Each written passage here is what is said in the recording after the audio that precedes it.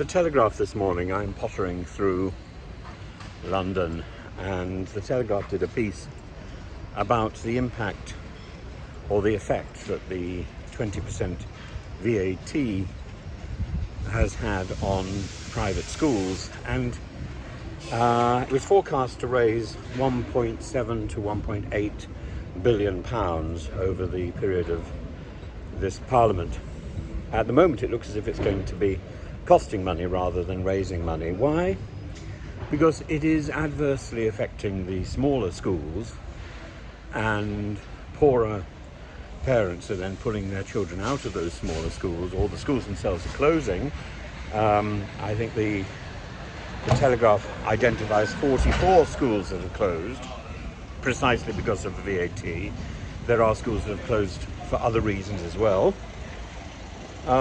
which has led to 16,000 children being displaced, with about 6,000 children entering state education quite suddenly.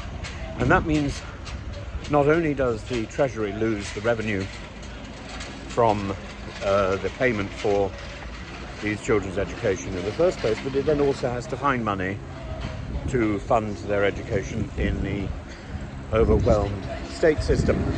And that overwhelmed state system, it was supposed to be benefiting from 6,500 new teachers, and that hasn't happened either. And in fact, the money that was earmarked for that, it hasn't been set aside or ring-fenced. And in fact, Keir Starmer suggested recently that it should be used for housing. So on every level, the ideologically focused tax rise hasn't actually produced any benefits. If anything, it's led to problems.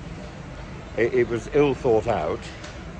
The Treasury said that it would affect maybe 3,000 students. It hasn't. It's affected significantly more. And it also said that no schools will be forced to close.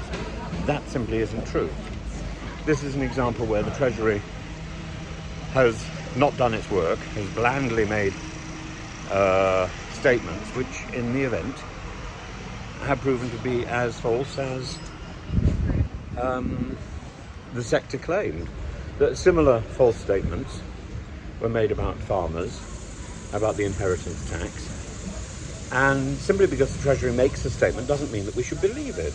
In fact, if anything, we should now start to disbelieve anything the Treasury says. And I think it's particularly disturbing that the schools which are closing, or the schools which are adversely affected, are those that charge minimal fees, that work on a knife edge to support the poorer communities who are scrimping and saving to give their children the opportunities that aren't available in the state system. Those opportunities particularly to children who haven't been fully certified in the SEN system. And parents know when their children need help. And I've taught in schools where that help is available. And the teachers work incredibly hard to support SEN students who may not be fully documented, but who clearly need that support. And bigger schools, as the Telegraph points out, actually this VAT dump means that bigger schools can claim back their VAT on their large building projects. And in fact, it's going to cost £4.8 million to the Treasury, apparently, in the claims made by schools like Eton and Harrow for their magnificent buildings.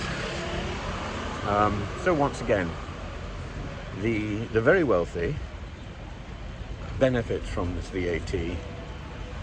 The people who are just scraping by, there's a Catholic school that's referenced who talks about working class parents who are struggling to keep their children in the school. Those are the people who suffer. And it seems by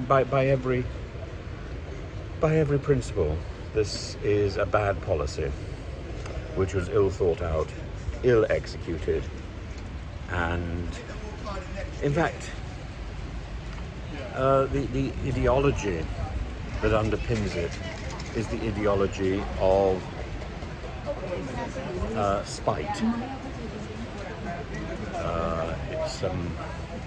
It's based on a fake understanding that private education is about Eton and Harrow. Private education is about parents who realise that the state system is not doing its job, and you can say, "Oh yes, we'll get on to the parents' board and so on, and start contributing." Well, that won't change the school fast enough to benefit children who are currently there, or who are currently in the years that need that help.